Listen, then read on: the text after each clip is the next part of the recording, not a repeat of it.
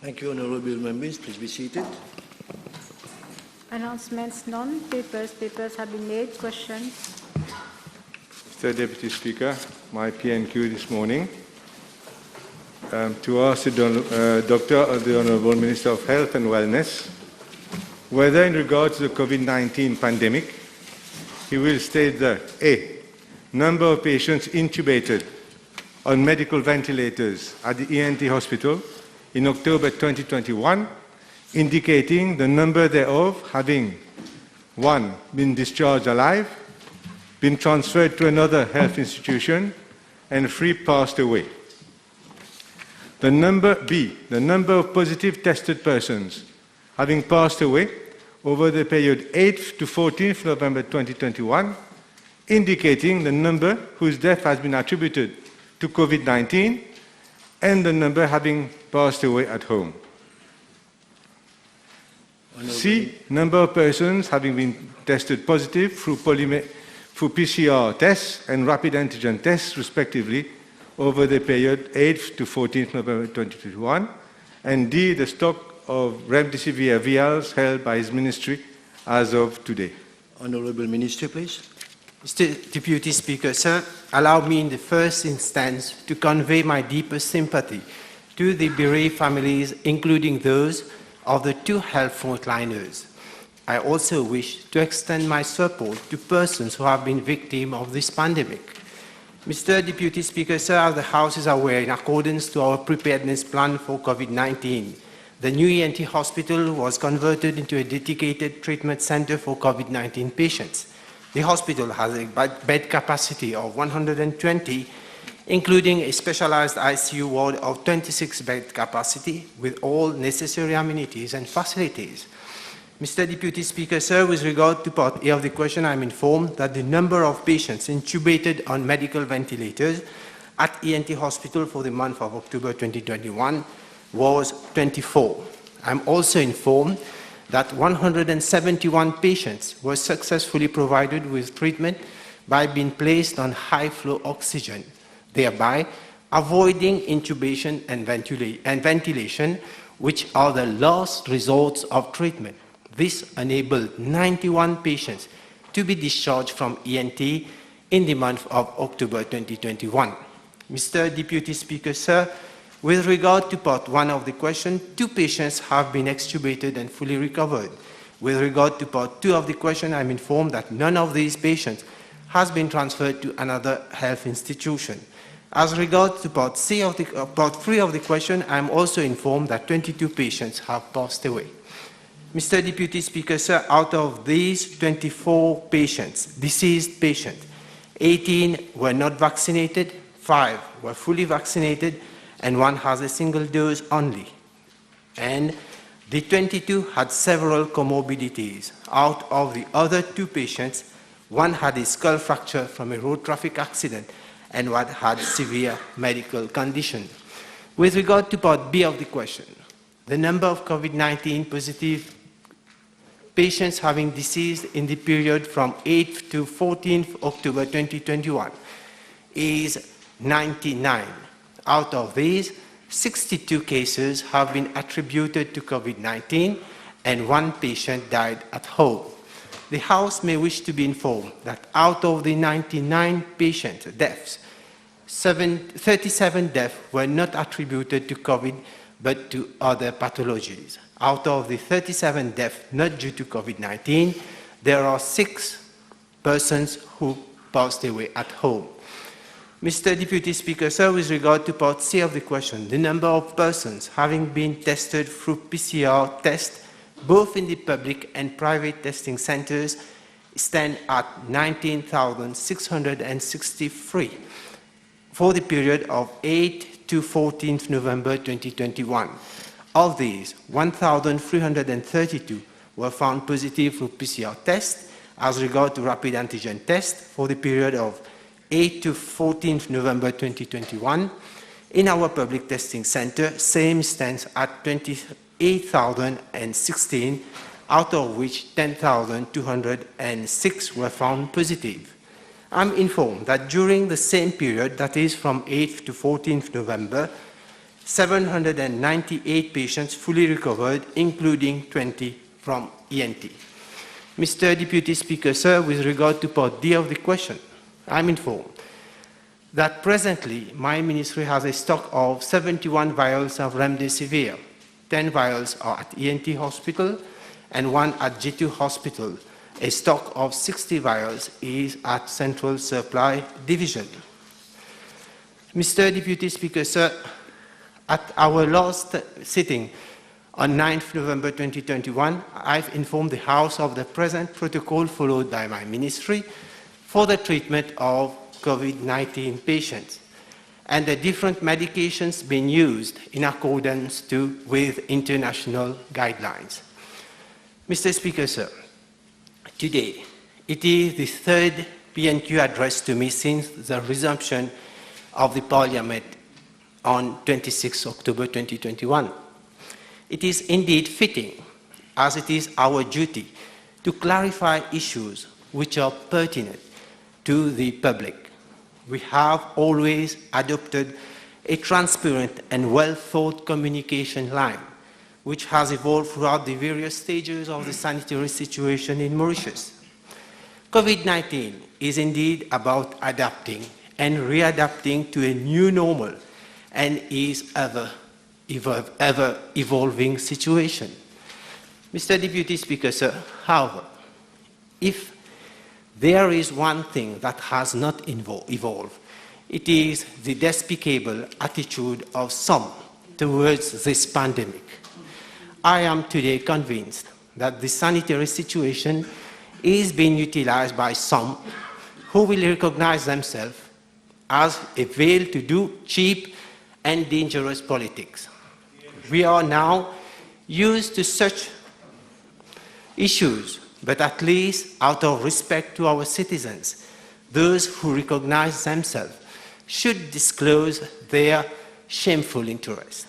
The irresponsible attitude of these persons is giving rise to an unfounded and erroneous image of the public health care services in Mauritius.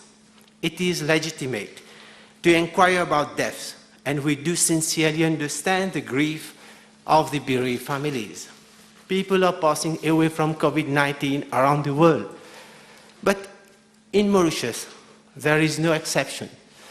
And the frontline workers, be it in the public and the private, are doing their utmost best to limit the number of victims. Around the world, government, opposition, NGOs, civil society are backing and giving unconditional support to their frontline workers, to their doctors, to their nursing officers, to paramedical staff, to hospital attendants. We should not forget that in UK, the motto is to protect the NHS. But unfortunately, in our country, some are exploiting the situation to criticize our health structure for their own interest, instead of praising the resilience and dedication of our health services, of our soldiers on the front, who are continuously striving to deliver. They are being stabbed at the back by some. Instead of encouraging our staff in their duties, these individuals are only concerned about political mileage. Mr. Deputy Speaker, sir, those who have sadly passed away from COVID-19, those who are taking care of COVID-19 patients do not come from only one political background. COVID-19 does not discriminate on political belonging, religion, creed, or social status. Mr. Deputy Speaker, sir, we do have the ability to limit casualties, but there is a false perception created by some again to give the impression that our services are overwhelmed and that the treatment proposed is not sufficient. Their focus is on death for the sole purpose of instilling fear and creating havoc at the expense of public health. You will indeed never hear a single one of them speak about the patients who have recovered from the virus. We have had 17,506 recoveries in Mauritius since March 2021. Of course, this would not be appreciated due to their twisted logic. By doing so, these irresponsible individuals are wrongly making the public lose faith in our healthcare system. Their scandalous attitude is already discouraging certain citizens from seeking medical care. They are, in fact, the ones denying our infected patients from a chance to recover. Mr. Speaker, sir, I'm proud of my staff. I'm proud the public can rest assured of our unflinching dedication. I seize this opportunity to reassure the House that the Honourable Prime Minister, chairing the high-level committee on COVID-19, is more than ever committed to protect the lives and health of our population. This has always been our guiding principle. Mr. Deputy Speaker, sir, my conscience is clear, for we, on this side of the House, work hard without demagogy. Despite your questions, Mr. Honourable Leader of Opposition, weekly press conference, radio programs, we will continue to work on our side, and I'm ready for your next PNQ next Tuesday as well. Thank you very much. Mr. Speaker, Mr. Deputy Speaker, firstly... Thank you very much, Minister. Honourable Leader of Mr. Speaker, Mr. Deputy, this is a very serious matter. People are suffering outside. Please ask members from the government side not to heckle, not to make fun. It is indecent, Mr. Deputy Speaker. It is indecent of them, firstly. Secondly, Mr. Speaker, let me also offer my very sincere condolences to all those who have suffered or are suffering, and also to the deceased families. Mr. Speaker, sir, Mr. Deputy Speaker, the Nurses Union just a few minutes ago have severely blamed the Minister and the Ministry, only 15 minutes ago in a press conference, for his handling of the whole matter. He should, Mr. Speaker, come to this House with more humility, less arrogance, and stop manipulating, and stop misinforming the public. Mr. Speaker, Mr. Deputy Speaker, I should have expected someone, Mr. Speaker, who have so many victims on his mind to speak with more humility. Order. Once again, Honourable Leader of Opposition. I want it to be clear in the House again. I want questions rather than speech. I want answers rather than speech. Thank you very much. I hope you go by the standing orders from now onward. It is also addressed to the Minister, as sure you saw how me he turning my replied, head Mr. left. Speaker. Please, the Mr. question. Okay. Now, concerning the mortality rates for intubated patients at ENT, that figure has never come out before. That 92% of the people who are intubated at ENT die. This is far, far higher than the world average rates, and far higher. And I will table a study, Mr. Speaker. For instance, the USA, only 30% death rate. UK, only 45% death rate. Italy, 45, half, Mr. Speaker, Mr. Deputy Speaker. Sir. So I will ask the Honourable Minister, what are we doing that is wrong?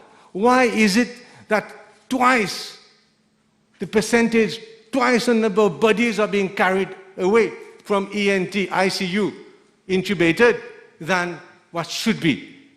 That is my first question. Thank you. Minister, please. Thank you, Deputy Speaker. First, I'll come back that the first part of the statement made by the Honourable Leader of the Opposition, I'm sure that he's not, based on what I've given as answers, as reply, and he's not among the some what I've been referring to. Now, about those who have passed away, the figures I've already given. Mr. Deputy Speaker, sir, if this is the case, then the number of deaths in Mauritius compared to all those countries he has mentioned should be higher. Should be higher in terms of what the leader of the opposition wants to project, that during that specific period, why should we only consider that specific period? Why don't we consider during the whole period of the pandemic? That's what I want to say, that he wants to concentrate during that specific period, and saying that our health system, the doctors working there, all the team that have been working there, that they are not doing their job properly.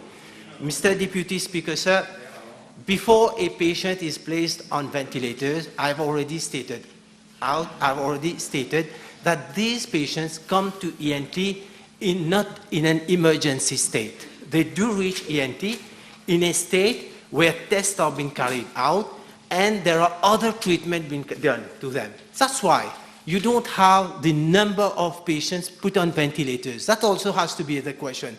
Why only that number of patients being placed on ventilators? Our preparedness plan, we were supposed in such time to have more than 50 patients placed on ventilators. Why so far we have never exceeded more than 10 patients being placed on ventilators? Because patients been followed from the beginning and the treatment being given, and only on the last stage that these patients are being placed on ventilators, because appropriate treatment has been given to them. That's why we don't have that many patients. The question should have addressed to me like that. Why only less patients being placed on ventilators? Because the treatment being given before these patients reach that stage and that treatment being adequate. Now, obviously, at the last stage, when patients being placed on ventilators, this is the last stage, and that stage will have severe consequences. That's what we've seen. That's what's been transparent to it. So the question should have been put, why, when today we have so many patients being tested positive, when in this country we have so many patients with comorbidities being tested positive, so many patients with at this age being tested positive, why only a very small fraction of patients being placed on ventilators? Mr. Speaker, the answer is very simple. We have the highest death rate per capita per million than almost any other country with our level of vaccination. And I will remind the Honourable Minister that the question was put for October because we want to show the effect of the Delta variant. I thought that would have been obvious without having to tell him. Mr. Speaker, sir, I want to ask him, given that we have shown here figures, proven by figures, that the death rate at the ICU for intubation is more than twice other countries would do it well. I'm going to ask him a very simple question. Why hasn't he up to now sought the help from a friendly country and obtained intensive care specialists from India, from USA, from UK, from other places to help to reduce this dismal death rate in Mauritius, which, as I say, per capita is one of the highest in the world? Thank you. Honourable Mr. Minister, Deputy please. Speaker, so I think the first, I've already stated why we have a small number of patients being placed on ventilators, because on that pre-ventilation stage, treatment being adequate, and obviously the last resort is whenever all fail, then patients are being placed on ventilators, meaning from this side that treatment being given appropriate, there are appropriate treatment being given before these patients are being placed on ventilators. The leader of the opposition should remind himself, in some countries, patients are taken from their house, from their home, into being intubated and ventilated at this point. We don't have these issues in Mauritius. Allow him to answer. You have next question. In Mauritius, patients are being taken care of. Since the beginning, in the past, if he will still remember, all positive patients being admitted in treatment centers, in hotels, before a surveillance. Even today, it is one of the rare countries in the world where tests being carried out and where patients are being followed, even if they are isolated at home. These patients are being followed, and before they become critical or severely critical, these patients are already being admitted. And obviously, if you give appropriate treatment in the initial stage, you will have a less number who will be in the severe state. And obviously, if these patients turn up to be ventilated and intubated, the death rate will be more. But Mr. Speaker, sir, at the same time, comparing these figures bluntly with other countries' figures, this does not justify. Now, Mr. Speaker, sir, about the about the death rate and whether the ministry has sought any assistance from other countries? Yes, Mr. Speaker, sir. The WHO is already providing assistance, technical assistance for our anesthetics and those working in ICUs to give their assistance. And also there is a collaboration between Mauritius and Reunion Island for mutual assistance. Mr. Speaker, Thank you. I'm going to show the House the figures published by the Ministry of Health yesterday. 7 new cases admitted to ENT. Can the Minister tell us that in fact 7 cases only admitted to ENT? Because ENT was full completely. 4 people were left in a difficult situation at Rosebell. Some of them died, and also at SSRN's hospital in the north, at least 8 people yesterday were waiting to join ENT, and they did not do so because ENT did not refuse to take them. Now, don't give us wrong information, because it's going to be published later on. Order. Mr. Deputy. We keep questions simple. You have a very good question. Mr. Straightforward question, straightforward answers. Straightforward. For you as well, a straightforward question, please. Mr. Deputy Speaker, sir, Give your answer, I've please. already stated that at ENT we have a bed Straightforward for capacity of 120, and as at yesterday, so far I remember, there are only 51 patients over there, so the questions of patients being denying to come to ENT doesn't arise. We're talking about ICU. We're not talking about just any bed, for God's sake. Mr. Speaker, sir, I'm going now to come to cases of medical negligence. He said himself that he's going to refer cases of medical negligence quickly. Was it the case of Ramana and the case of Mr. Lakshman, who died? Why haven't these cases yet been referred to the Standing Committee on Medical Negligence, although the situation is dramatic outside? And cases, persistent reports, criticisms are being made. Of course, the people are overwhelmed. Of course, they are understaffed. But that is not their fault. That is his fault. But why haven't these cases yet, as of this morning, nothing has been referred to the Standing Committee on Medical Negligence concerning Mr. Lakshman and Mr. Ramana? May I, first of all? Mr. Deputy Speaker, sir. 1 second. First of all, from the questions that I have in front of me, I do not see medical negligence, but I'll allow the Minister to answer. I expect all supplementary that arise from the question given to me, please. If you have an answer, please. Mr. Deputy Speaker, sir, both cases have already been referred.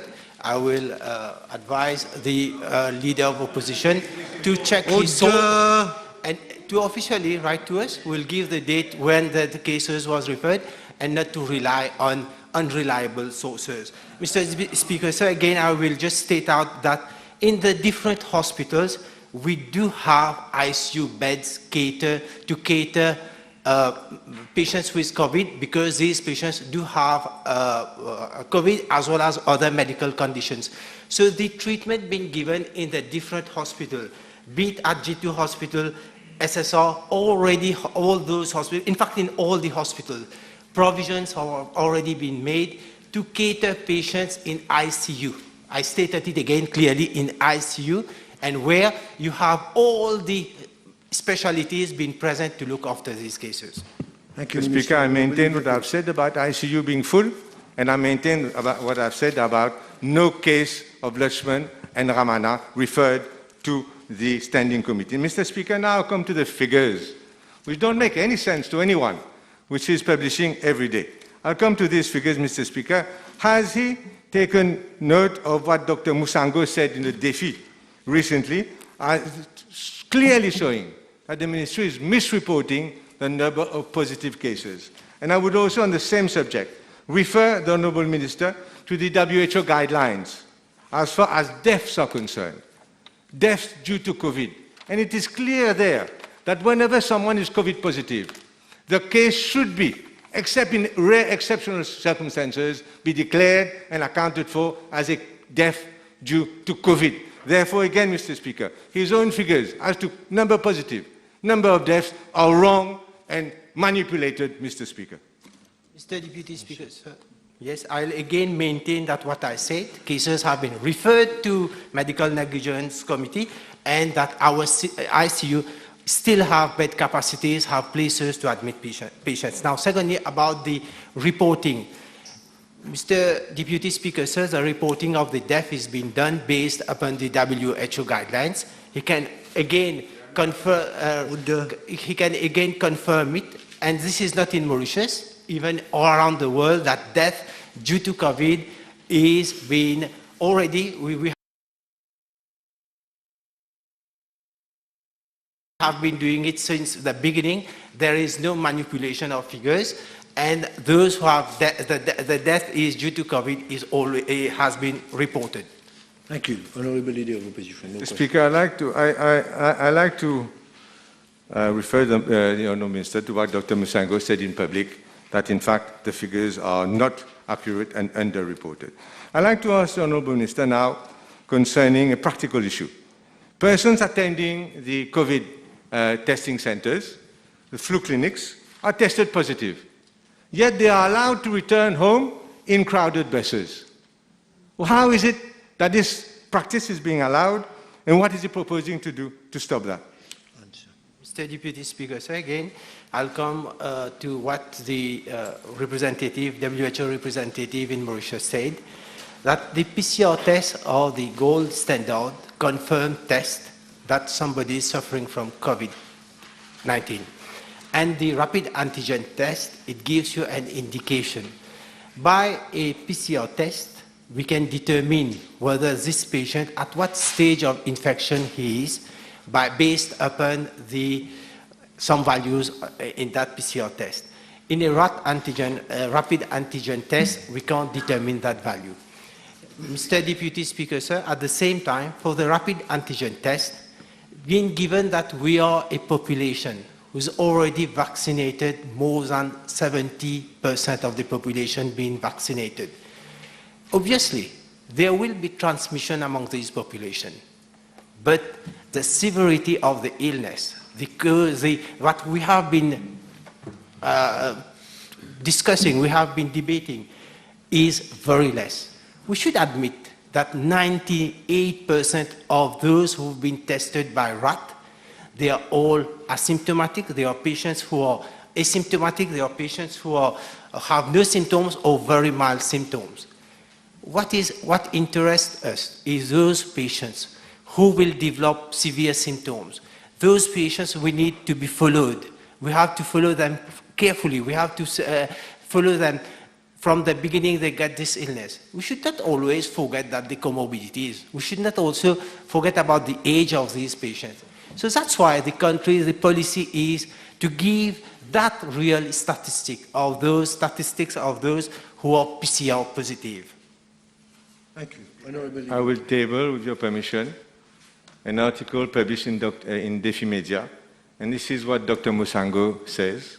On doit comptabiliser les tests PCR et les tests antigéniques également. So I'm going to stick to this question, and I'm going to ask the Minister whether he reads the papers and whether he has read what Dr. Musango has said. On doit comptabiliser les tests PCR et les tests antigéniques également. Mr. Deputy Speaker, sir, see, in the last 2 PNQs, I have given the number of rapid antigen tests positive. I have given it officially.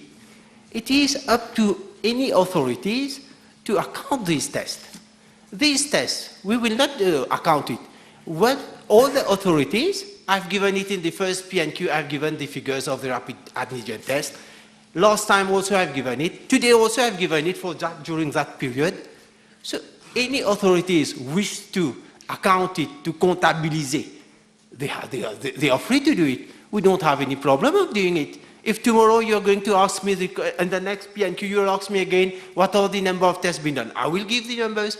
And now if you wish to comptabiliser all the tests, it's up to you. It's up to you. If you are an expert in doing statistics, you keep on doing it. But we are going to give the figures. But the Minister should know that as long as he's manipulating the figures, there will be questions in this House to establish the truth. You should know that, Mr. Speaker. Now, Mr. Speaker, time may be running out. I am asking the Honourable Minister There are so many reports in my constituency everywhere of people dying suddenly at home.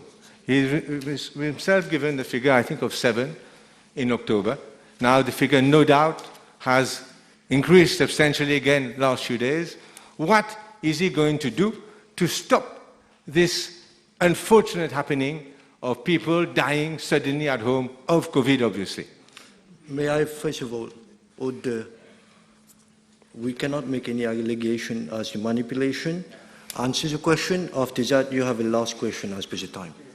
Honourable Minister. Mr. Deputy Speaker, sir, I will take back this manipulation of figures. The Ministry, I stated it in the last part of my reply, is giving all the information required, and also to safeguard public at large.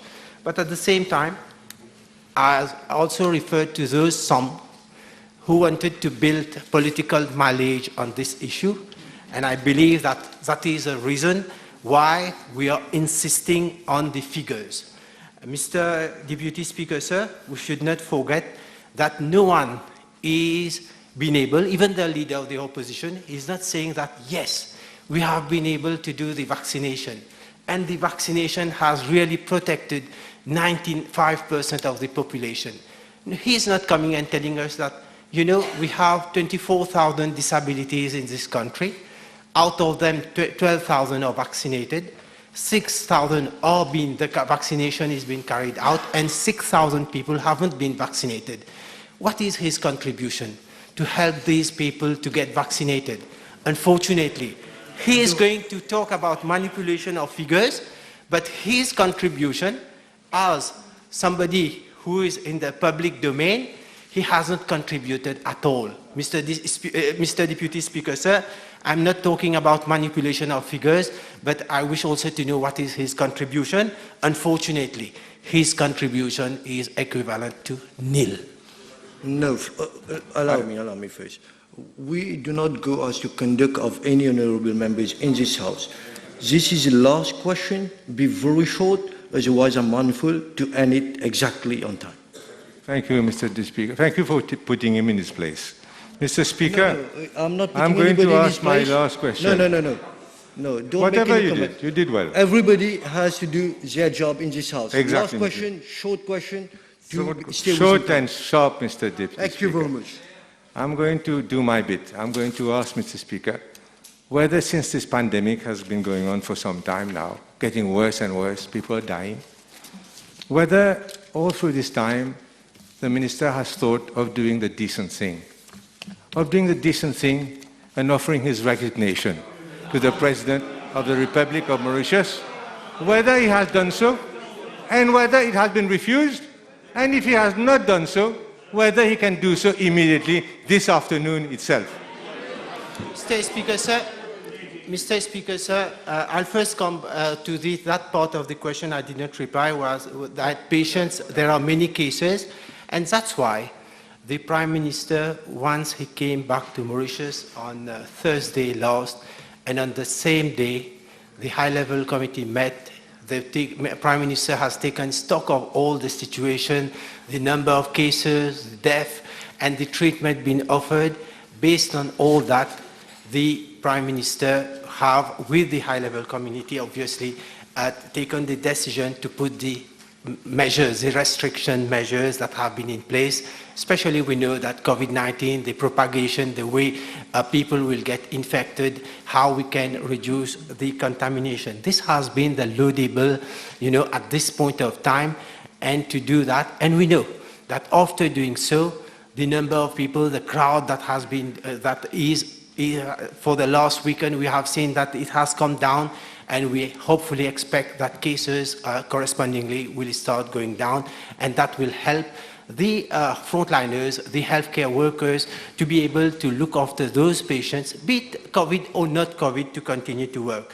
Now, about the question of resignation, Mr. Deputy Speaker, sir, the Prime Minister, he's the authority to have nominated me on this post, and it is for him to decide, and whatever be his decision will be my decision.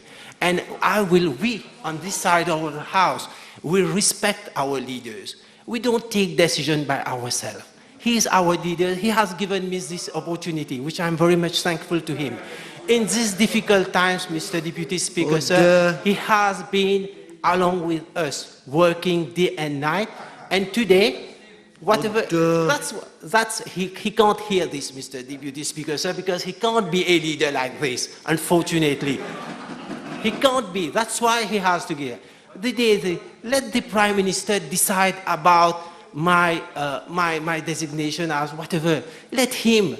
He has given me the opportunity to be the candidate. He has the opportunity to work with him under this government.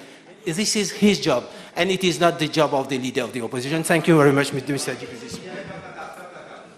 Order. No, but Honourable Leader of Opposition. Order. Order, honourable members. Honourable members. Honourable members. Order.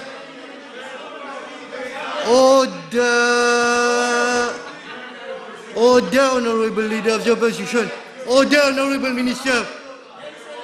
Order, honourable Leader of the Opposition. Order, honourable Patrick Assayavadat.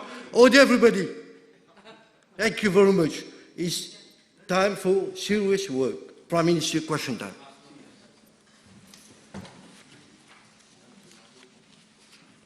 Honourable First Member, Portland South and Portland Central. B1072. Mr. Speaker, sir, I'm informed that Mr. K.A. is currently the chairperson of Airports of Mauritius Company Limited and of its following 5 subsidiaries: Airport Terminal Operations Limited, Airport of Rodrigues Limited, Mauritius Duty Free Paradise Company Limited, Rodrigues Duty Free Paradise Company Limited, Pointe Coton Resort Hotel Company Limited.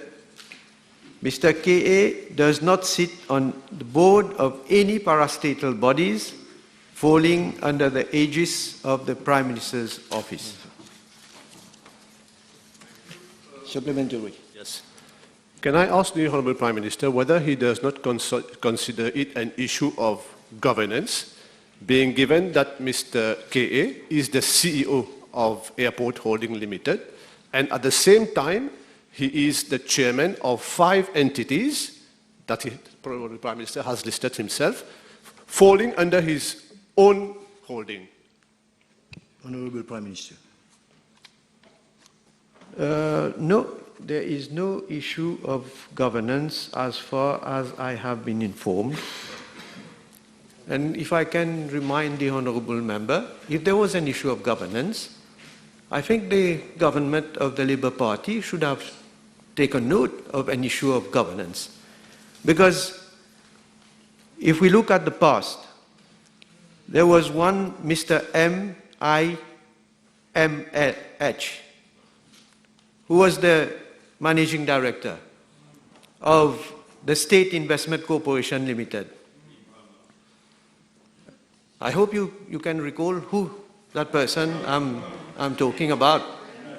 And he was director and chairperson of 26 companies. 26.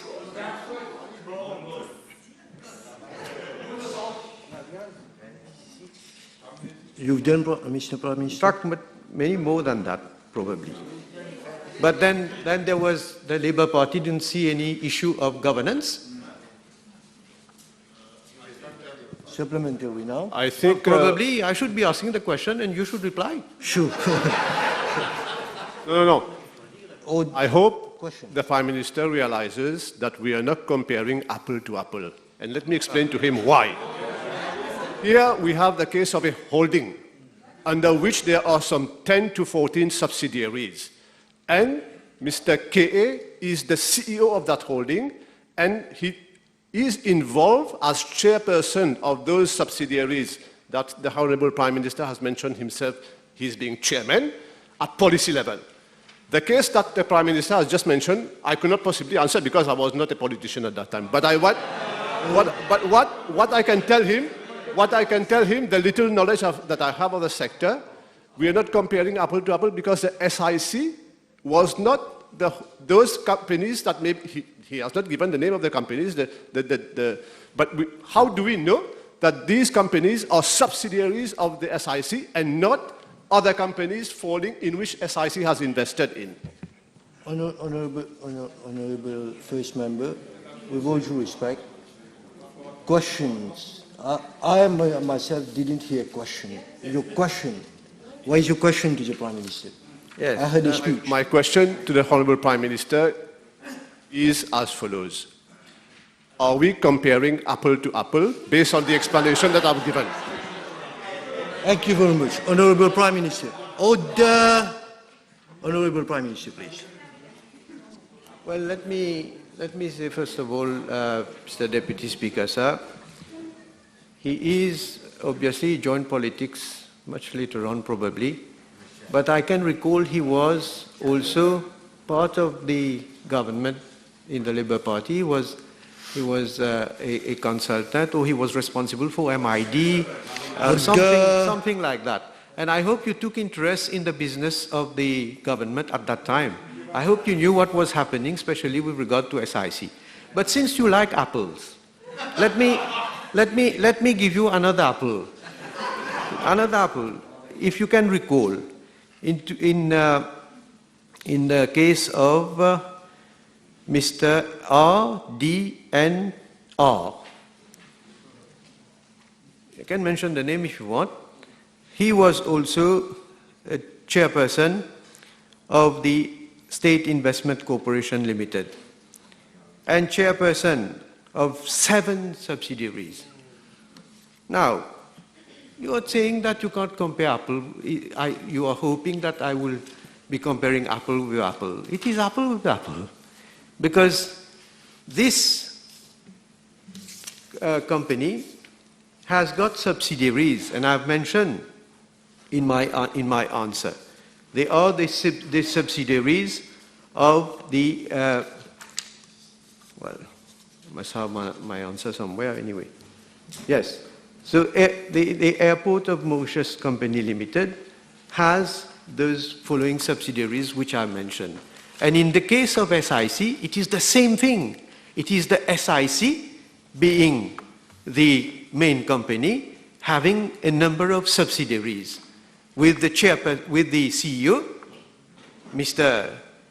M.H., being the CEO and being also chairperson and director of a number of subsidiaries. Honorable Member, you have about 2 questions. The other members asking. Would you? Yeah. Can I? We are talking about a very strategic sector. And the company, Airport Holdings Limited, according to the Registrar of Companies, has been deemed formed on the 12th of August 2021, which is about 3 months ago. Can I ask the Honourable Prime Minister, how does he reconcile with the fact for such an important entity with colossal amount of investment, with billions of rupees worth of asset, there are only 1 director on the board right now, which is Mr. Dave Manraj, and also 1 CEO. No other board members right now, for the sake of governance, for the sake of good management of our strategic asset, which is the airport. Well, Mr. Deputy Speaker, sir, I am not trying to ask you to call the member to order, but if the honourable member looks at his question, what he's put, whether in regard to parastatal bodies, state-owned companies, other than Airport Holdings Limited. Now he's putting questions on Airport Holdings Limited. If you come with a substantive question, you say other than, you ask for all the other state-owned companies, and then you jump to AHL. So I am not here to give lessons. I'm not here to give lessons, but I think we should know our standing orders well. And I think you, although you are a young politician, John, you have only recently been elected, probably. Now, I think you have sufficient experience to know that when you ask the supplementary question should relate to your main question. Thank you. All I'm requesting is, we Prime know, Minister, we all here know the standing orders. You have one more question. Okay. No, in that case, because the Honorable Prime Minister has... No, don't give an explanation. Put Okay, a question, please. Okay. Can I ask the Honorable Prime Minister, being given that he has limited multiple directorship for Mr. K, because he is in charge of a strategic asset, how does he reconcile with the fact, and for a good reason, that Mr. K, as per the Registrar of Companies, is still a board member at the CEB, which is not related at all to the core business of AHL, but at the same time need to focus, the men need to focus on this strategic sector because, like I said, there's a colossal amount of investment and also billions of rupees worth of assets. The honourable member doesn't understand. Again, what I've stated earlier, he puts a question asking me about the state-owned companies and parastatal bodies falling under the aegis of the Prime Minister's office, and now he's asking a question about CB. Are you aware that CB doesn't fall under my portfolio? So you ask a question to the relevant minister, and don't, Mr. Deputy Speaker, don't you say wasting the time of the House. Order. Order. Order. Honourable Third Member, Portly South and Portly Central. Next question, please. B1073, please.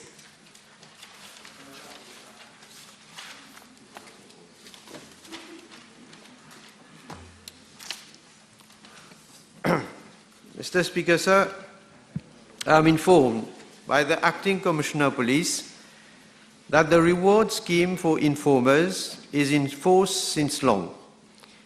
Recourse to informers is one of the means used by the police to combat crime. The procedures of the reward scheme are defined in Police Standing Order 122. The objective of the reward scheme is to assist law enforcement agencies in the effective combat against crimes, drug trafficking, dismantling of drug networks, and the detection of other crimes such as murder, larceny, terrorism, and organized crimes, as well as other serious crimes. It is known and acknowledged worldwide that several important and high-profile crime cases have been resolved by law enforcement agencies where the information provided by tested and reliable informers has been crucial and determining. I am informed by the Acting Commissioner of Police that the following criteria determine the quantum of reward to be disbursed in each case: nature and circumstances, persons and number of persons arrested, the quantity and value of drugs and exhibits secured, risk involved, and reliability and regularity of the informers. I am informed by the Acting Commissioner of Police that a reward scheme for police officers was introduced in December 2001. The payment of the reward to police officers for the seizure of cannabis, psychotropic, and other illicit substances was made at the same rate as that payable to customs officers. The scale of reward depended on the weight and type of the drug seized. However, for customs officers, the scheme was abolished in 2006 after the coming into effect of the Mauritius Revenue Authority Act. Payment of reward to police officers was stopped as from May 2014 in respect of seizures for year 2013 onwards. In July 2015, the police was advised to refer the matter to the Pay Research Bureau. However, the Pay Research Bureau did not address the issue in its report of 2016. In January 2016, the then Commissioner of Police restored the payment of reward money to police officers with regard to uprooting and seizure of cannabis plants only. This represents an incentive and motivation for ADSU personnel and other police officers to venture into difficult and risk-prone areas such as gorges, dense forests, in search of hidden cannabis plantations, which are very often surreptitiously protected by traps and other dangerous obstacles. As from September 2021, the payment of reward money to police officers has been extended to the detection of drug cases. Mr. Speaker, sir, in regard to Part A of the question, I am informed by the Acting Commissioner of Police that since July 2016, the number of times reward money has been granted, as well as the quantum disbursed for each year, is as follows: 34 times for the period July 2016 to June 2017, for a total amount of 5,502,520 rupees, 35 times for the period July 2017 to June 2018, for a total amount of 4,217,210 rupees, 21 times for the period July 2018 to June 2019, for a total amount of 6,162,200 rupees,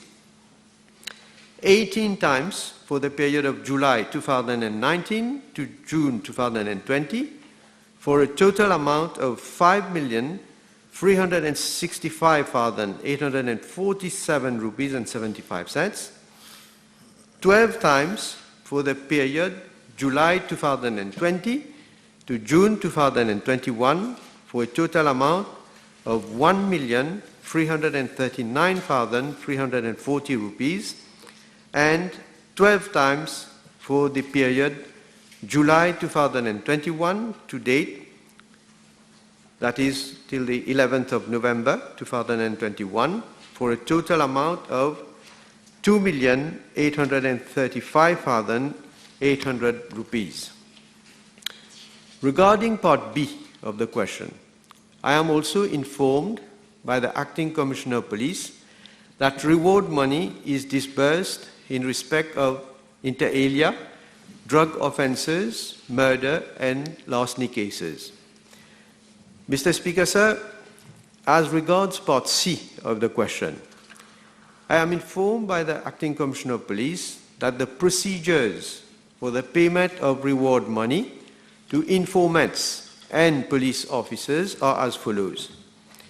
Divisional commanders and branch officers submit an application to the Commissioner of Police for approval and payment of reward. Following approval by the Commissioner of Police, the application is forwarded to the Manager, Financial Operations for payment. A payment voucher accounts Form 232 is filled by the Manager, Financial Operations, and a government check in the amount claimed is drawn in favor of the divisional commanders and branch officers concerned. The check is handed over to the divisional commanders and branch officers concerned for encashment and payment of rewards, and after payment is effected by the divisional commanders and branch officers concerned, the recipients acknowledge receipt thereof.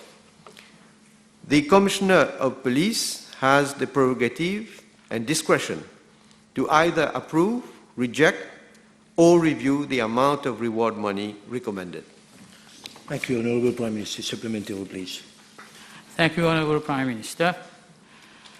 Will the Honourable Prime Minister confirm or check with the Acting Commissioner of Police that all reward money that has been channeled as per Standing Order 122, particularly subsection 4 and 5, to the informants, has been well checked by the police officers, and if not, appropriate actions against those who do not adhere to such procedures, actions being taken, such as internal departmental inquiry by the Central CID. Honorable Prime Minister. Well, it is the procedure that the process for payment is normally being abided according to the standing order. And therefore, if the Honourable Member has a case in mind, obviously I will transmit this to, if ever there is a case in mind, wherever there has not been any procedural, I believe what the Honourable Member is thinking, if process has not been abided to by the standing order. But I don't have this information so far. I'm sure you got the message supplementary. You have two supplementary unless you want to give way. Thank you for the answer, but I think this has come to the limelight of public knowledge that there has been concerns with regard to serious allegations of corruption or money laundering offense, particularly in the allocation of reward money for a particular case since March 2020. And this is why in the interest of me putting that question so that we could have further enlightenment and information as to what is happening with regards to the disbursement of reward money. My question is, can the Honourable Prime Minister confirm with the relevant authorities whether it is acceptable that the informant is himself a senior officer of the police force or even ADSU and be entitled to the reward money? Thank you, Honourable Prime Minister. Well, I should be made aware, first of all, of specific information. If money has to be paid to an informant, it has to be an informant, not a member of the police force. Whereas if there is any reward to be given to a police officer as prescribed, of course it will be given to the police officer. So I need to be made aware of a case where I can then request the Commissioner of Police to provide me with details, as I say.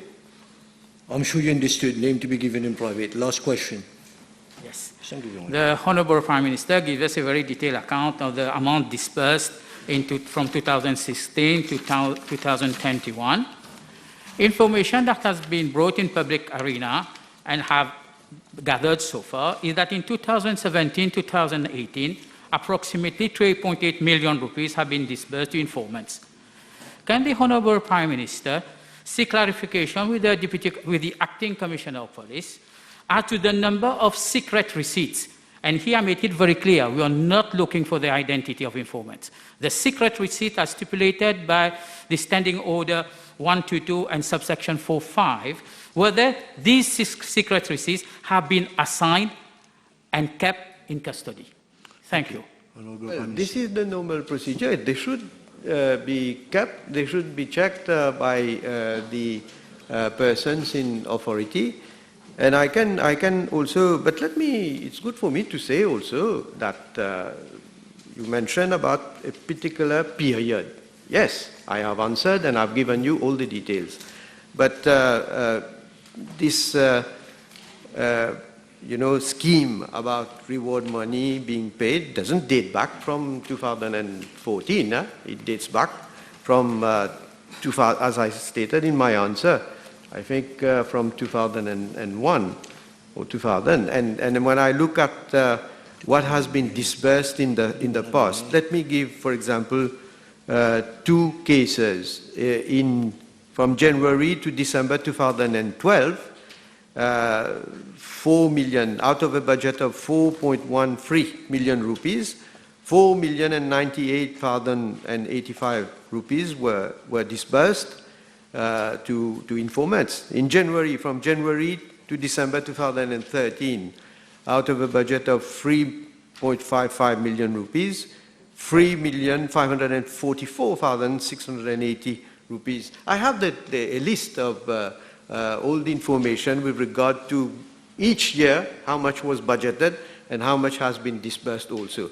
And I believe that during those years also, there was the same process, and that all these receipts must have been kept for verification in order to see to it that the money has landed where it should be. Thank you, Honorable Prime Minister. You done with the answer? Sorry? Answer is over. Yes. That's all right. Honorable First Member of... Yes, next question. First Member of Bassin Petite Rivière.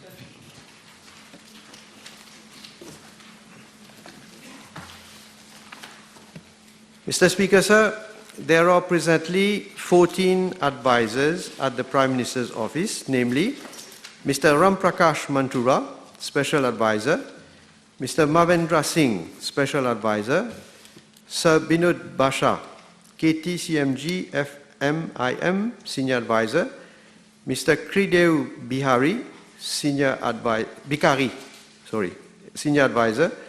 Dr. Zubair Hussain Isa Jumai, Senior Advisor, Mrs. Sarah Rawat Karimji, Senior Advisor, Mr. Shanknad Garbaran, Senior Advisor, Mr. Raj Mitarban, Advisor, Ms. Chow Penlo Seong Shao, Advisor, Mrs. Daimandi Rangasamy, Advisor on Information Matters, Mr. Prithviraj Singh Ramparsad, Advisor on Social and Cultural Matters, Mr. Surendra Tilak, Advisor, Mrs. Nudar Banu Bandhu, Advisor on Drugs and HIV/AIDS, and Mr. Mohesh Kumar Ramlochan, Advisor. Out of the 14, the following 4 advisors are providing their services to my office without any remuneration. Mr. Mavendra Singh, Special Advisor, Dr. Zubair Hussain Isa Jumai, Senior Advisor, Mr. Shanknad Garbaran, Senior Advisor, and Mr. Surendra Tilak, Advisor. Mr. Speaker, sir, the terms and conditions of the advisors are, in general, in line with the recommendations contained in the PRB report. Mr. Speaker, sir, a list of advisors attached to my office as at 21st of June 2021 has already been laid in the Library of the National Assembly. I am tabling an updated list as requested by the Honourable Member. Thank you, Honourable Prime Minister. You done with the answer? Answer is over, Honourable Prime Minister. Sorry? You have answered? Yes? Thank you. So, Honourable First Member... I have one supplementary, Mr. Deputy Speaker.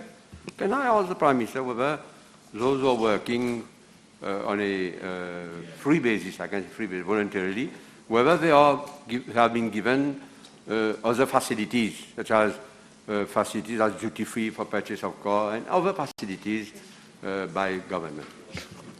Honourable Prime Minister, answer. Well, I don't think so, because they are not asking for any remuneration. But anyway, it will be probably in the document that I have already laid before in the library, and the updated document today.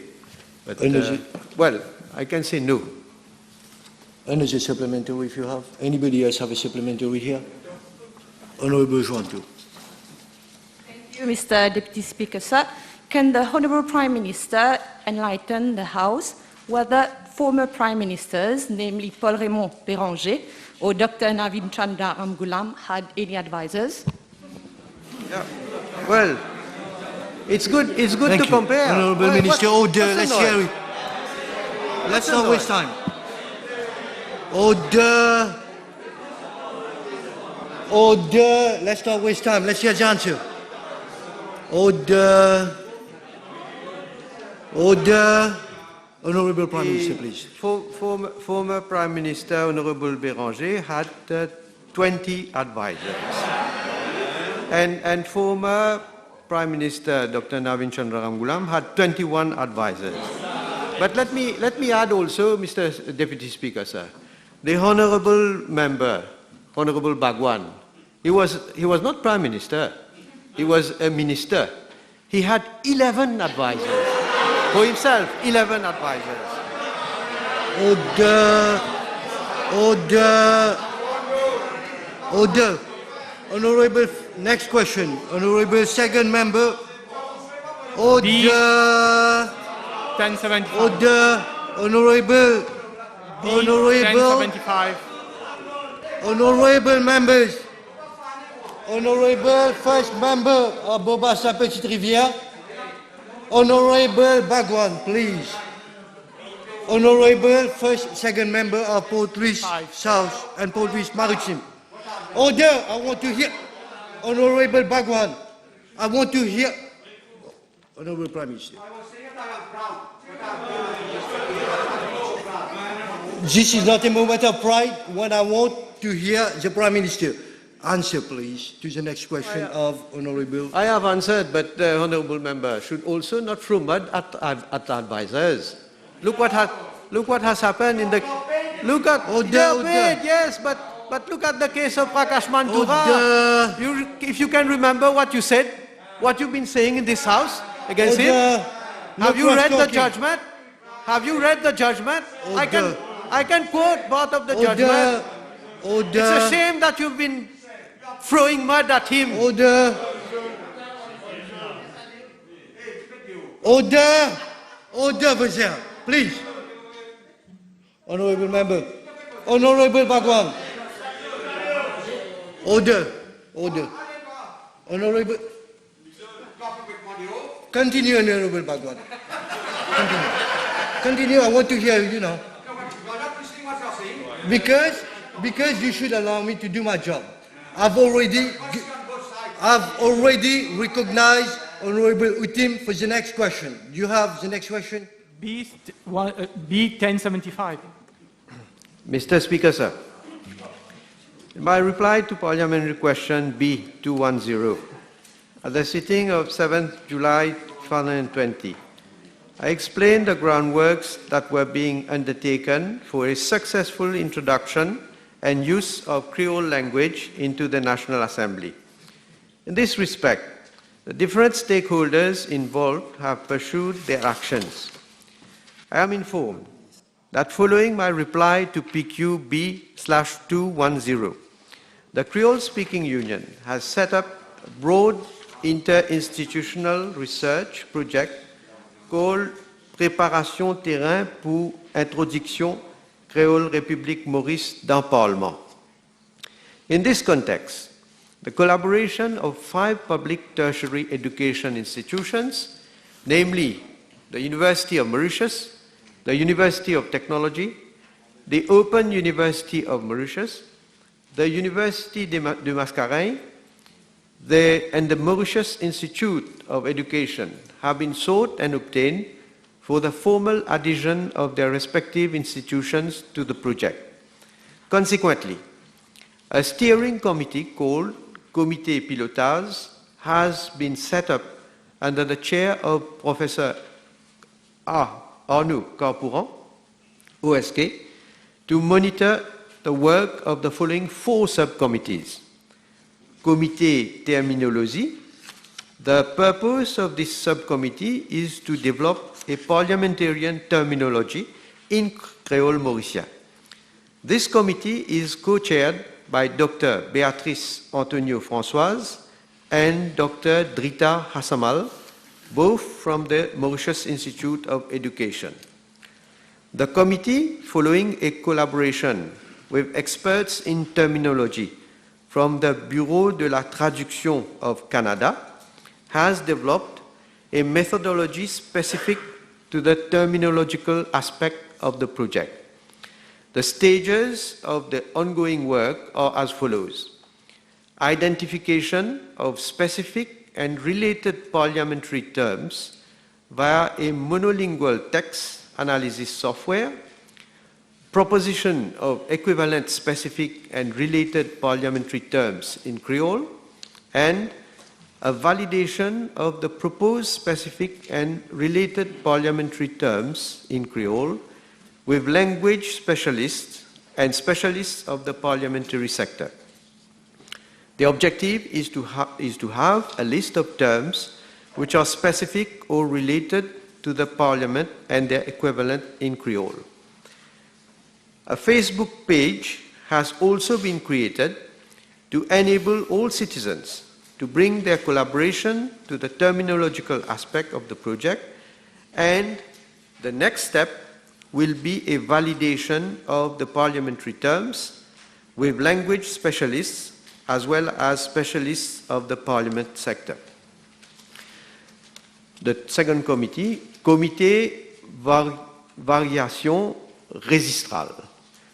The objective of this subcommittee is to work on a parliamentarian socio-situational variety for Mauritian Creole, that is, which word categories to be considered as parliamentarian or not. This committee is chaired by Dr. Mrs. Yannick Bosquet of the University of Mauritius. The research methodology adopted by the subcommittee is designed in 3 phases. Phase 1, research documentation, collection and analysis of research literature on parliamentary linguistics. Phase 2, fieldwork, translation and in vivo observations. And Phase 3, analysis of data and proposals. After 1 year of work, the subcommittee is now completing Phase 1 and has started Phase 2. The third committee, Comité Formation Information. The objective of this subcommittee is to ensure the dissemination of scientific information through short video clips and training of staff of the National Assembly with regard to reading and writing in Creole Mauritian as per official orthography. The committee is chaired by Mrs. Christina Chan Mitu, Senior Lecturer, University of Mauritius, in collaboration with Mrs. Sushita Nirban from the Open University of Mauritius and Mrs. Alisha Bulaki from the University of Technology, Mauritius. The committee has completed the background research and methodology framework. A YouTube channel called Creole République Maurice d'un Parlement has already been created, and a recording of the webinar, which provides an update on the whole project, is available therein. The fourth committee, c'est Comité Informatique. The main purpose of this subcommittee, co-chaired by Dr. Baby Gobin from the University of Mauritius and Dr. Nilam Piabai Jita from Université de Mascareignes, is the development of technical tools and IT equipment for a spell checker for Creole Mauritian and a speech-to-text software in Creole Mauritian for transcriptions of Creole Mauritian oral text to a formal written form. For the spell checker, a first web-based prototype has been developed based on the Creole Mauritian dictionary, and worked on improving the tool is still ongoing. For the speech-to-text transcription tool, some approaches have been tested and a good recognition rate of 150 sentences spoken in Creole Mauritian has been reached. The next step is to create audio datasets by translating the text from Parliament in Creole and then recording it so that the recognition model can be built. Mr. Speaker, sir, on the other hand, the Ministry of Education, Tertiary Education, Science and Technology has informed that the Académie Creole République Maurice, set up in 2019 to follow up on the development and the use of Creole language in the Republic of Mauritius, has so far elaborated and validated a standard orthography and grammar and offered course in Creole language along with curriculum materials for teachers training at diploma, B.Ed and PGCE levels. Mr. Speaker, sir, we have covered a lot of ground, but there's still a long way to go. Works which have started need to be continued so as to ensure a successful introduction of Creole Mauritian into the National Assembly? Thank you for your detailed answer. Honorable members, the table has been advised that PMQT B1078 has been withdrawn. Time is over.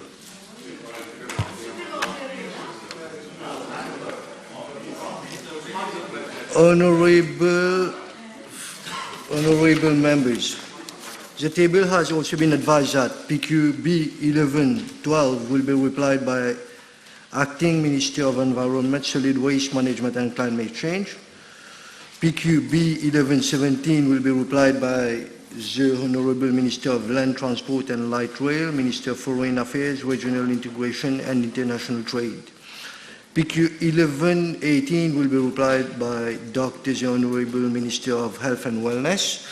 PQB 1110, B1111, B1125, B1136, B1137, and B1138 have been withdrawn. Honorable First Member of Port Louis South and Port Louis Central. Thank you. B1080. Thank you, Mr. Deputy Speaker, sir. I wish to refer the Honourable Member to the reply I made to Parliamentary Question B1050 by Honourable Adilamia Mia last week itself, wherein I informed that Phase 2 and 3 of the Ring Road project will be studied after determining the impact of ongoing road infrastructural and other national projects. Consequently, the question of latest alignment does not arise at this stage. Yes, I've read the reply to PQB 1050, wherein it is stated that the estimated cost is 10 billion rupees. But the Honourable Minister last year tendered a reply in B328, July 2020, wherein the estimated cost was 8.8 billion rupees, meaning both post-COVID, within 16 months, it has increased by 14%. Can I ask the Honourable Minister whether this is due to a change of the alignment? Because 15% increase after COVID in 16 months is quite substantial. Honourable Minister, please. Mr. Deputy Speaker, sir, the main question refers to the latest alignment. And I've already replied that the question of latest alignment does not arise. There is no latest alignment. Thank you. Next supplementary, if you have. Yes. The alignment of phases 2 and 3 will involve passing the ring road on the slopes on the mountains of Port Louis, including a tunnel.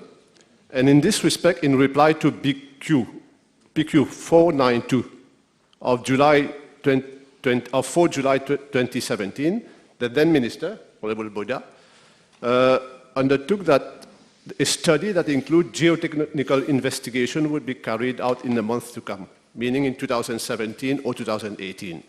Can I ask the Honourable Minister whether this geotechnical investigation, which was a commitment in the House here, has been undertaken, and if so, whether we can have a copy of that geotechnical investigation? Once again, Mr. Deputy Speaker, sir, I've said that government has undertaken other projects, and we want to see what the impact of the other projects are on the traffic.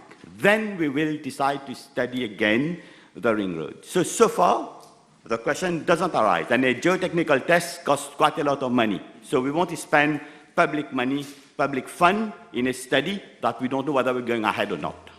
Last question. Sure. The question, do you take account of the answers given? Yes, so that it will of course.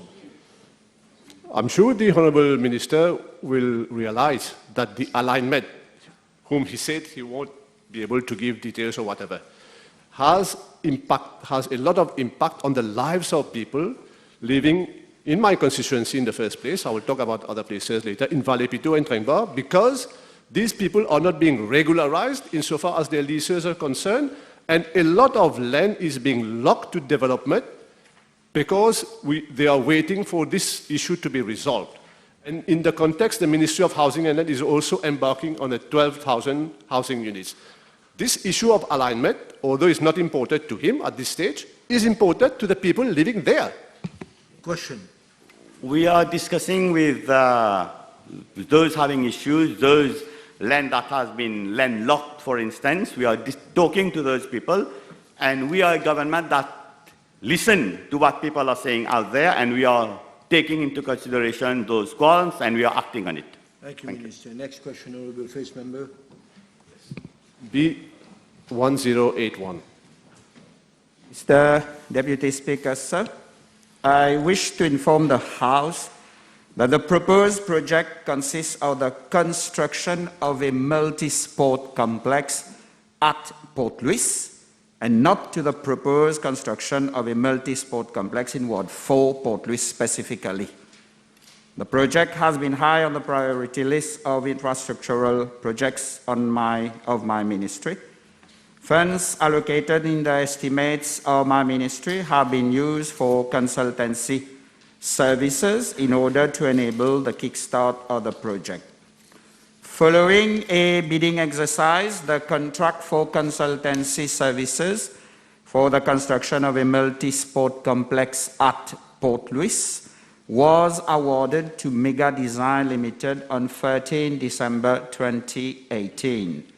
And the contract agreement for the project was signed on 15 January 2019. The inception report was submitted by the consultant in March 2019, and the preliminary architectural drawings were submitted to this ministry on 14 May 2019. Thereafter, the drawings, architectural and structural, for clearance for Building Plan Committee were submitted on 26 August 2019, and clearances were sought from relevant authorities on 27 August 2019. However, on 2 August 2021, my ministry was informed by the Ministry of Housing and Land Use Planning that the plot of land that was earmarked for the project was being retrieved from my ministry. Supplementary, please. Well, that plot of land, can I ask the Honourable Minister, why was it retrieved from his ministry? The plot of land, supposedly in Ward 4 in Port Louis, that was meant to be developed under his ministry for sports purposes, why has that plot of land been retrieved from his ministry? Answer. Mr. Deputy Speaker, we are referring to the plot of land situated at Harris and Mayor Street, Port Louis. I am informed that there will be a housing project. The Ministry of Land Use is proposing housing projects. I don't have more information. Would you allow the French to have supplementary? We have two questions. One more. So we'll have one more outside, and then we'll give you the last one. Honourable Rizautin, please. May I know from the Honourable Minister, you mentioned that all the drawing, everything was ready by August 2019, and it's only in August 2021 that the Ministry of Housing has decided to retrieve the land. So why is it that nothing was done between August 2019 to August 2021? Yes, Mr. Deputy Speaker, sir. In the meantime, we were looking for different clearances, and this takes a lot of time. I think I can allow one more supplementary above. I'll call upon Honourable Farademi and then give you the last one. I'll give you the last one, Honourable Farademi. Okay. Question, Thank you. Can the Honourable Minister inform the House that since there has been retrieval of the land by the Ministry of Land and Housing, in the meantime, whether due diligence has been conducted in the region of Port Louis to earmark a particular plot of land for the benefit and welfare of the citizens of Port Louis? Absolutely, Honourable Member. My ministry is in contact with the Ministry of Land so that we can find a convenient plot of land to carry on the project in the region of Port Louis. Thank you. Last supplementary, Honourable. Yes, I think there is a confusion as regards the plot of land. I will submit plans that maybe the Minister can bring to his office for clarification. There is no land available for the development of a sports complex at corner Harris and Mayer Street because there is already a football ground there. The only plot of land that is available in Ward 4, state land, at this moment in time, is corner Raoul Rivet and Impasse Raoul Rivet. So I will tender this to the House so that he can look at it and maybe later come back with a reply, because there is no land available there, save for a strip of green space. Table, I think you don't even want an answer, you just want him to see. No, a plan. Answers that, please. What information I have, Mr. Deputy Speaker, sir? Formal information, it states that the plot of land is situated corner Harris and Mayor Street in Port Louis. However, I will look into the document that has been handed by the Honourable Member. Thank you. The House has been advised that the following PQs have been withdrawn: PQ B1130, B1131, B1132, and B1133. Honourable First Member, Port Louis South and Port Louis Central. Next question. B1082.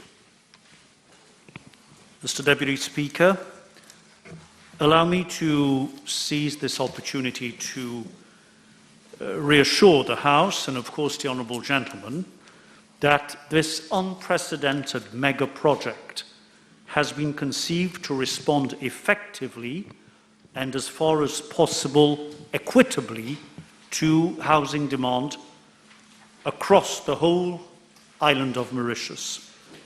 As members of the House are well aware, and as explained over and over again by the Prime Minister, the Minister of Finance, and myself, the 12,000 new residential units will be built on a constituency basis, with 600 units reserved for inhabitants of each constituency of the island of Mauritius.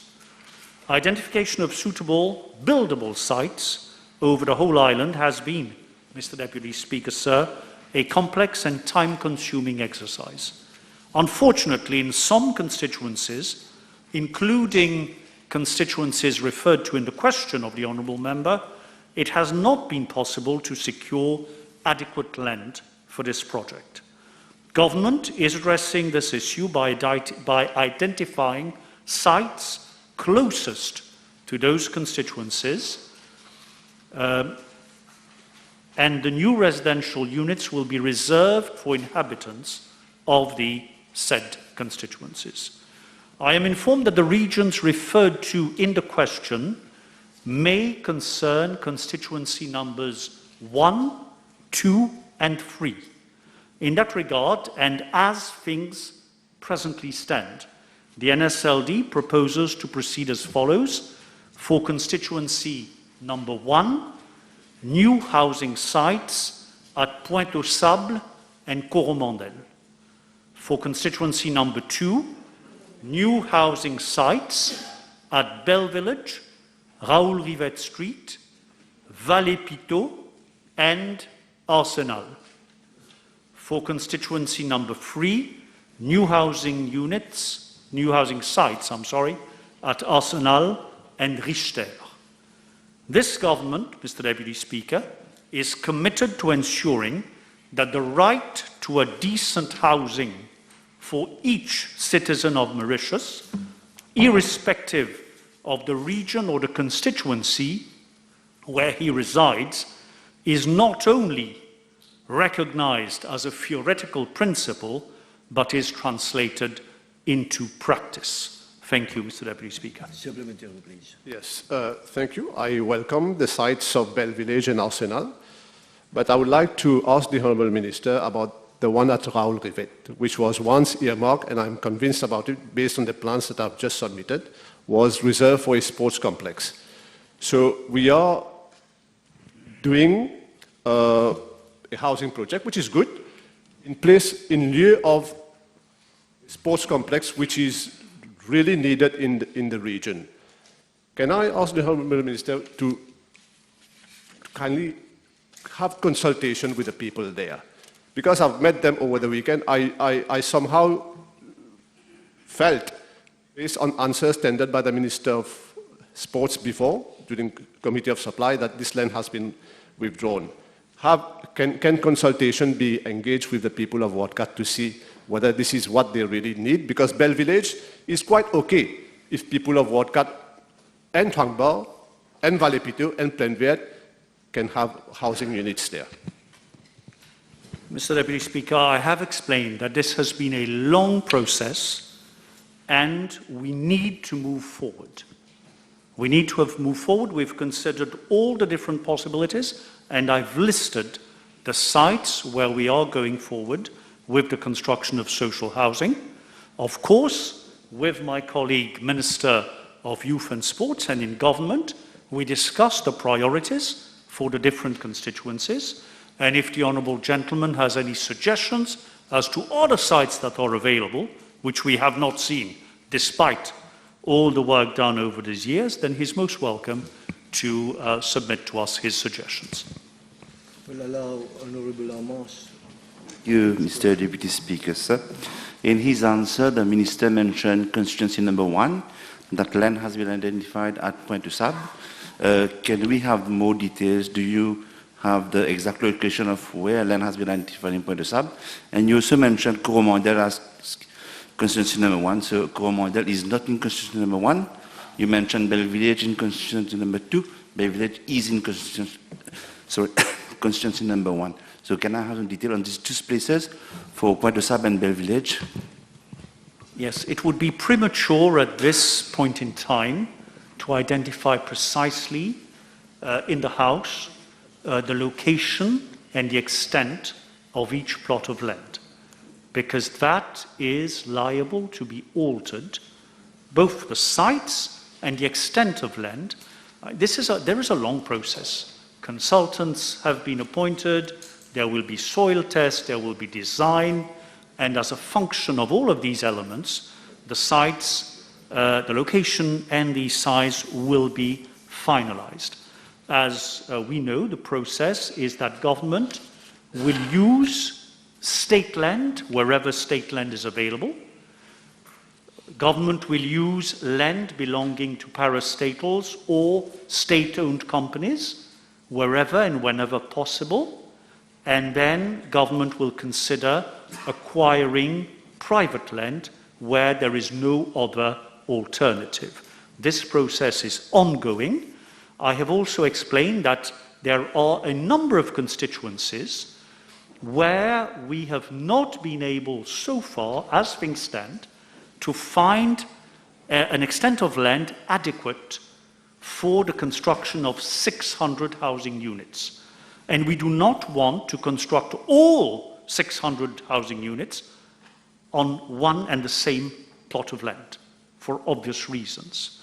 So, for instance, constituency number 1, we have in mind land at Pointe-aux-Sables, and in the coming weeks, I hope to be able to provide to the Honourable Gentleman more precise information once the land will have been identified, acquired, transferred to the NSLD for construction purposes. And then, since there is no sufficient land within the constituency, Belle Village is a very small plot, Coromandel, where there is state land, has been identified, and housing units built at Coromandel on the land identified will be reserved for inhabitants of constituency number 1. Now, the same applies for constituency number 2. We have a small plot at Belle Village, Raoul Rivette and Vallée-Pitot identified. The suitability of the land remains to be confirmed. At this point in time, it appears to be doable. But we are looking at high-rise social housing, a new concept. And on top of those small plots, there is an extent of land identified in Arsenal, which has been deemed appropriate and which will be reserved once the units are built for inhabitants of constituency number 2. And likewise, for constituency number 3, the members in the House that represent that constituency are well aware that land is indeed very, very, very limited. In the past, different projects. I remember attempts to identify land to build secondary schools 20 years ago, and we couldn't find any. So again, we are looking at acquiring land in the two places mentioned, that is Arsenal and Richter, and there again the units will be reserved for inhabitants of constituency number 3. I'll accommodate one last short supplementary question because it is your constituency. Honourable team. Thank you, Mr. Deputy Speaker, sir. In the light of the answer given by Honourable Minister Hariram with respect to the ring road, now that the government is no longer sure whether to go ahead with the ring road or not, would the Ministry of Housing reconsider? There's a lot of land in constituency number 2 that has been undeveloped because they were going to be used for the ring road project, whether consideration can be given to using these plot of land now to develop housing estates. Thank you for your question. Mr. Deputy Speaker, let me assure the House that over more than a year we have been looking for land that is not only visible to the naked eye, but that would be appropriate for construction of social housing. We do not want to build houses on land that later on will be at risk of flooding. We're putting at risk the lives of the persons who will live there. So be it in the region of Vallée-Pitot, of Montagne des Signaux, or in Paille, where we did indeed, as the Honourable Gentleman think, we could at least obtain some land that would be appropriate for building purposes. In fact, the Honourable Gentleman himself discussed with me, suggested plots of land, and we've checked. We've given anxious consideration to all these possibilities. Unfortunately, and I repeat unfortunately, we cannot find an adequate extent of land in all 3 constituencies, 1, 2, and 3, to build in situ within the constituency. Thank you. At this stage, we shall suspend for 1.5 hours.